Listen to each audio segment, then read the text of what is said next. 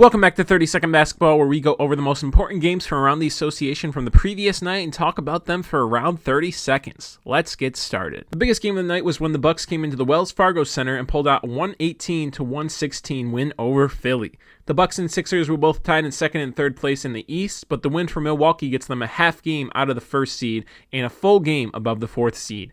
Giannis had a monster double-double with 40 points and 14 rebounds, and Chris Middleton helped out with 22 points. For Philadelphia, James Harden had a solid 32 points and Joel Embiid had 29 points.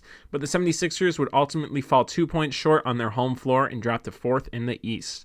The Bucks will now visit Brooklyn tomorrow night, and the 76ers will visit Detroit tomorrow night. The next game on a 5-game slate Tuesday night was when the Bulls visited the Wizards in the Capital One Arena. Washington, who has no hopes for the playoffs and have already basically been eliminated, didn't have much to play for. However, the Bulls are fighting to stay in the 5th seed in the East, and on Tuesday night, the Bulls would do just that as they won 107-94 to beat the Wizards.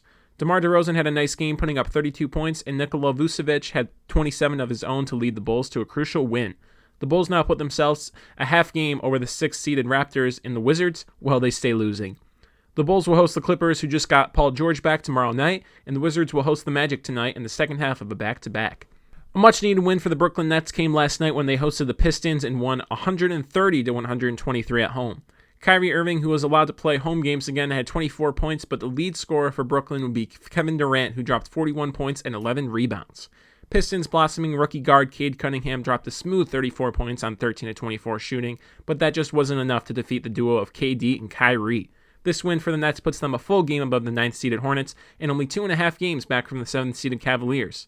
Brooklyn will now host the Bucks tomorrow night, and Detroit will host the 76ers tomorrow night. The last game of the night was when Paul George returned for the Clippers and put up 34 points in a massive comeback win, 121-115.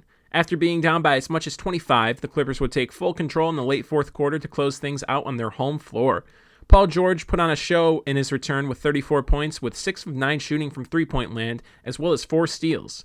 Reggie Jackson would also help out with 21 points of his own. For Utah, Donovan Mitchell had an efficient 33 points, but it just wasn't enough for the Jazz as they fell 6 points short on Tuesday night. No major seeding implications for the Clippers following this win, but the Jazz are now tied with the 6th-seeded Nuggets and are 2 games away from the 4th-seeded Mavericks.